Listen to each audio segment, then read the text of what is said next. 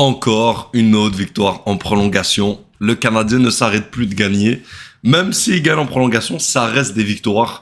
Et franchement, le Canadien, c'est très excitant. Même si le match, en globalité, en général, n'a pas été excitant. C'était un match très, très plate. En plus, un match qui a commencé à 8h30. Donc, faut rester réveillé tard. Mais ça en voulu la peine, parce que quand tu regardes le dénouement du match, sur un magnifique jeu de Ivan Demidov, qui connaissait pas un gros match.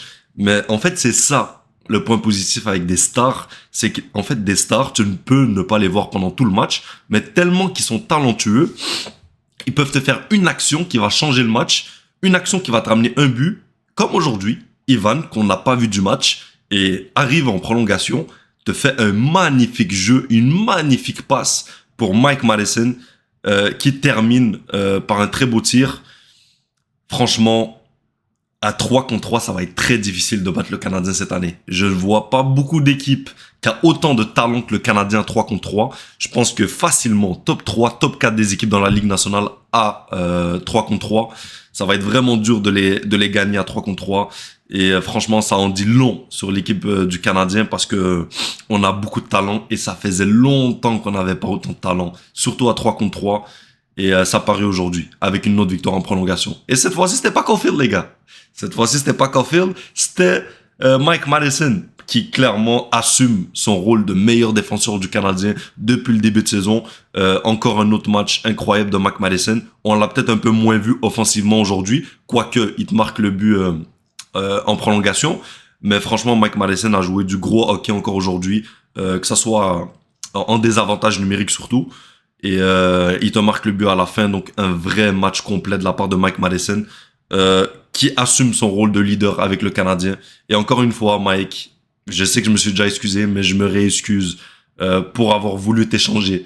Donc ce match-là aussi, c'était un autre match pour Jakub Dobeš. Franchement, j'étais choqué.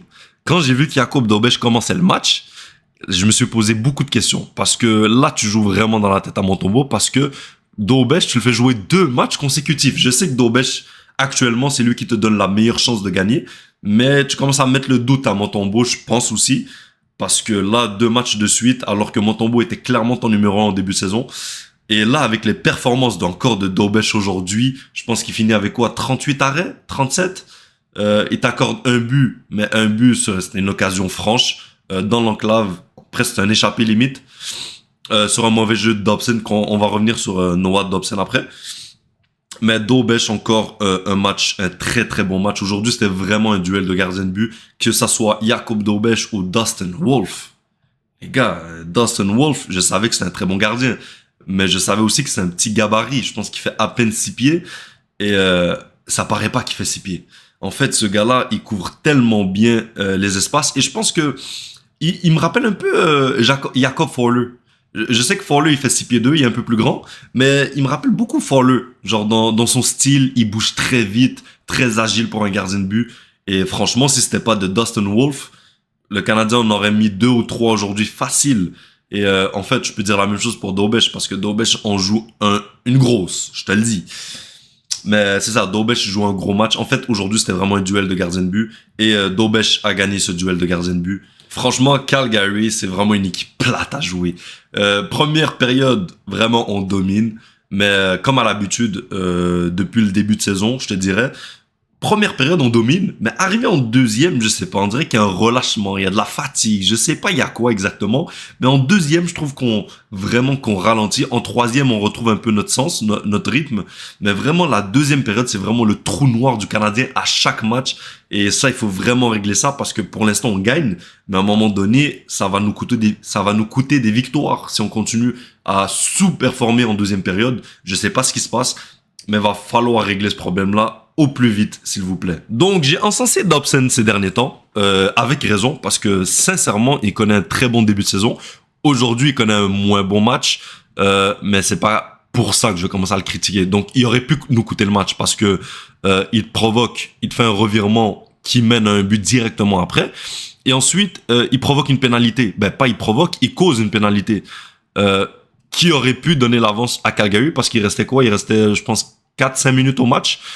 Mais Suzuki, ensuite, par la suite, qui va qui va te provoquer une pénalité, donc ça annule un peu sa pénalité, mais ça aurait pu être un match catastrophique pour Dobson. Finalement, il s'en tire bien parce que le Canadien gagne, mais si le dénouement est autre, Dobson, j'y tombe beaucoup plus. Mais ça va, on gagne le match. Dobson a connu un mauvais match, ça va, c'est pas catastrophique non plus. Connaître un mauvais match de temps en temps, c'est pas la fin du monde. Ça arrive à tout le monde, ça arrive aux meilleurs, à Lane Hutson, ça arrive à Mike Matheson, ça arrive à toutes les meilleurs défenseurs du Canadien. Je vais pas lui en vouloir, mais je m'attends à ce qu'il se reprenne demain face aux Oilers d'Edmonton. Bolduc qui te marque le premier but en avantage numérique d'un super lancer et d'une superbe passe de Nick Suzuki encore une fois. Quel tir! Bolduc a vraiment tout un tir dans l'enclave. Ben, c'est un peu plus loin que l'enclave, mais c'est vraiment un tir puissant, précis, haut du net. Bolduc a tout un shot et moi je pense qu'on s'en prive à 5 contre 5 parce qu'à 5 contre 5, moi je comprends pas, j'en ai déjà parlé, je ne comprends pas pourquoi Bolduc joue sur un quatrième trio avec Joshua Roy et Joe Veleno. Je veux bien que ça soit un trio québécois, je m'en fous. Trio 100% québécois, ça, je m'en fous. On n'est pas là pour faire des trios 100% québécois, on est là pour faire des trios qui vont nous mener à la victoire. Et aujourd'hui, tu mets Bolduc sur un quatrième trio encore une fois. Je veux bien qu'en avantage numérique, tu le mets dans les meilleurs dispositifs. Mais à 5 contre 5, il se doit de jouer avec des meilleurs joueurs. Et je pense que le temps est venu de mettre avec Demidov. Regardez le jeu de Demidov à la fin. Sur une superbe passe à Mike Matheson. Imaginez le même jeu, mais avec Bolduc. Je pense que Bolduc, Demidov, Newhook, c'est le temps de le faire.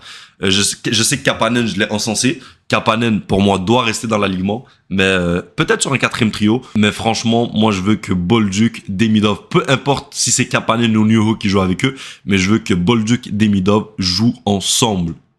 C'est deux joueurs offensifs. Bolduc, c'est un buteur. Demidov, c'est un excellent fabricant de jeu. Les deux, ça va faire des flamèches. Je veux les deux joueurs ensemble, soit avec Newhook, soit avec Kapanen.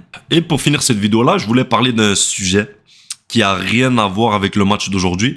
Patrik Laine. Donc, Patrik Laine qui a demandé un deuxième avis par rapport à la blessure qu'il a eue au bas du corps. Je sais pas si c'est la même blessure qu'il a subie l'année passée, mais j'allais dire une dinguerie, j'allais dire c'est positif, mais jamais je me réjouirais d'une blessure d'un joueur. C'est vraiment malheureux pour lui, parce que franchement, je souhaite à personne d'avoir une blessure, un genou, puis de faire une opération. Mais franchement, pour le Canadien, je pense que c'est pas autant catastrophique. Pour le Canadien, même, j'ai envie de dire que c'est une bonne nouvelle. Laine est un boulet depuis le début de saison. Laine est un boulet depuis l'année passée. Depuis en fait la fin de la saison passée, il arrive plus à patiner. Je pense qu'il a un vrai problème au genou. Je pense qu'il doit aller se rétablir. Il doit aller faire son opération qu'il a esquivé l'année passée pour revenir au jeu le plus vite possible. Mais je pense que Laine se doit de faire son opération et je suis pas malheureux et je suis même content que Laine, pas que Laine se blesse bien évidemment, mais je suis content que naturellement on se débarrasse de comment il s'appelle, de Laine. Pour le Canadien, je pense que c'est la meilleure chose qui puisse arriver pour le Canadien, parce que je pense que Martin Saint-Louis l'aurait pas mis dehors, il l'aurait pas mis sur le banc. Donc là, ce qui arrive vraiment, je pense que c'est la meilleure situation pour le Canadien. C'est triste pour Laine parce qu'on souhaite jamais une blessure à n'importe quel joueur, mais je pense que cette situation-là, de mettre Patrik Laine sur la liste de blessés à long terme pour finir la saison, je pense que c'est idéal pour le Canadien. Parce que j'ai vu aussi des rumeurs comme quoi on voudrait offrir un contrat à Mike Matheson, ce qui est logique, et à Patrik Laine. Moi, je vous l'affirme, j'ai pas besoin de journalistes qui me disent que c'est faux. Moi, je vous l'affirme moi-même. Vous avez la news, je vous le dis devant vous, c'est faux. C'est faux. Je peux l'écrire, je peux le signer maintenant. Laine ne reviendra pas à Montréal l'année prochaine. Je vous le signe. C'est signé. Ali MNS. C'est signé. Donc, c'était tout pour cette vidéo. C'était le débrief du MNS, victoire du Canadien 2-1, encore une fois en prolongation sur un magnifique jeu de Ivan Demidov et Mike Matheson qui marque le but vainqueur. Abonnez-vous, likez, commentez, partagez et bisous.